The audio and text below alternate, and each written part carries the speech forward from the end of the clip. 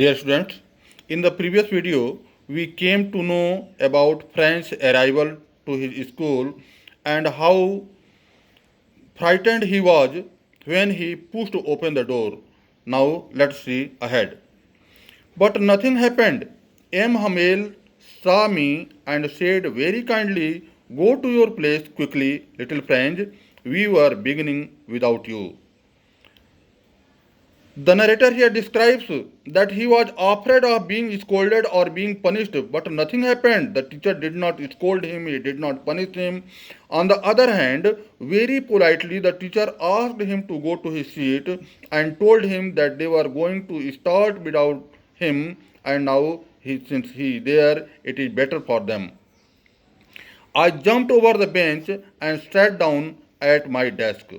Not till then, when I had got a little over my fright, did I see that our teacher had on his beautiful green coat, his frilled shirt, and the little black silk cap, all embroidered, that he never wore except on inspection and prize days. Besides, the whole school seemed so strange and solemn. But the thing that surprised me most was to see on the back benches that were always empty the village people sitting quietly like ourselves. Old Husser with his three cornered hat, the farmer mayor, the farmer postmaster, and several other besides. Everybody looked sad, and Hauser had brought an old primer thumbed at the edge, and he held it open on his knees with his great spectacles lying across the page. Here, the narrator describes that as the teacher asked him to go to his seat, he jumped over the bench and went to his desk. He took his seat, he occupied his seat, and till then he had not got over his fright. He was, even at that time too, he was frightened. Then he noticed that his teacher had put on his beautiful dress, his the best Sunday dress, that dress he used to put on only on the inspection days or prize distribution days or any other special days. But he was thinking that it was not a special day, yet his teacher had put on his embroidered dress and the other, all his cap, his shirt, everything was embroidered, and he was appearing himself as he appeared on some special days. But the thing that most surprised him, he was surprised most at the things that on the back benches that remained always empty, the village people, the elderly village persons were occupying those seats. There was old Hauser with his three cornered hat, the farmer mayor, the farmer postmaster, and several others besides. All of them appeared gloomy. Everybody looked sad. All of them appeared gloomy. And Hauser had bought an old primer. He had bought an elementary book. That book had thumbed means torn. Here thumbed means torn. That book had torn at the edges, and he hold as we hold the books on our knees in the same way he had hold the books on his knees. All the persons there appeared that they were in some great pain. While I was wondering about it all, M. Hamel mounted his chair and in the same grave and gentle tone which he had used to me said, "My children, this is the last lesson I shall give you. The order has come from Berlin to teach only German in the schools of Alsace and Lorraine. The new master comes tomorrow. This is your last French lesson. I want you to be very attentive." When he was wondering over these things, then his teacher occupied his seat. He took his seat and in a very grave and polite way, in a gentle tone, as he had used for French when he entered the class.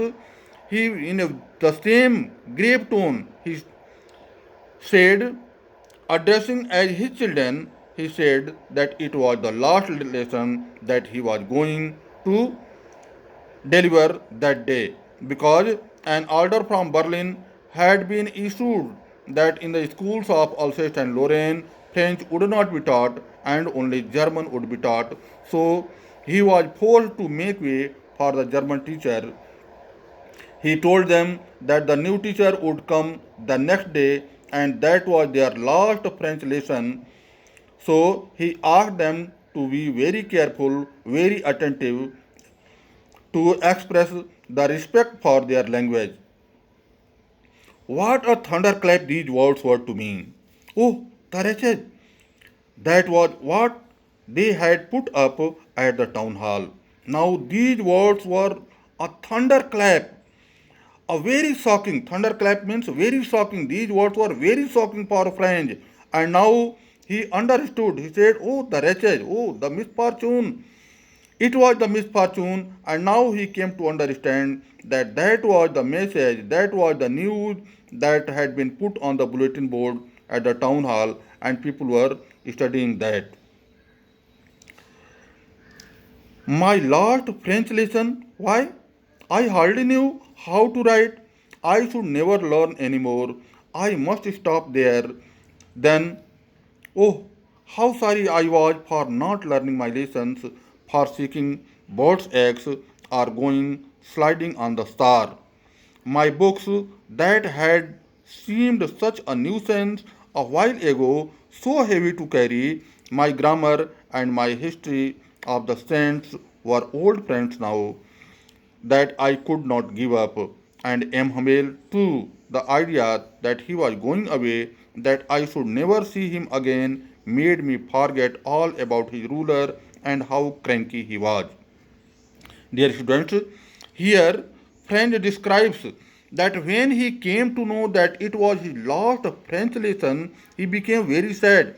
He expressed that hardly he knew how to read and write. He did not know completely how to write, how to read, but now he was being told that he would never be able to learn anymore.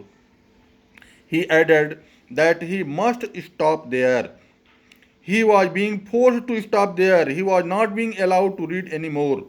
Then, oh, he says, he was very sorry for not paying attention to his lessons, for not learning his lessons, and instead of learning his lessons, he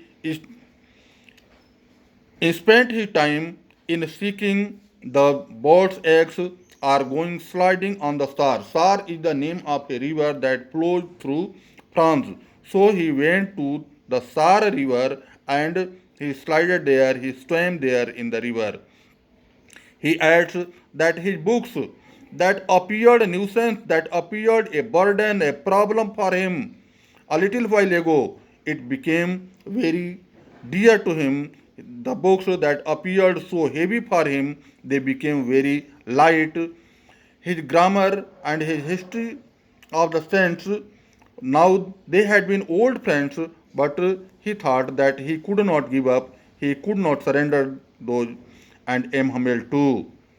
M. Hamel was a strict teacher, he was a cranky teacher, he was a disciplined teacher, he wanted to remain in discipline. So the students felt afraid of him, but now French felt that he too was very dear to him. The idea that he was going away, that I should never see him again, made me forget all about his ruler and how cranky he was. The narrator describes that it made him about his strictness. He did not think about his strictness and he became dear to him. So it also makes us understand that we only understand the importance of things when they are lost. Dear students, remaining in the next video.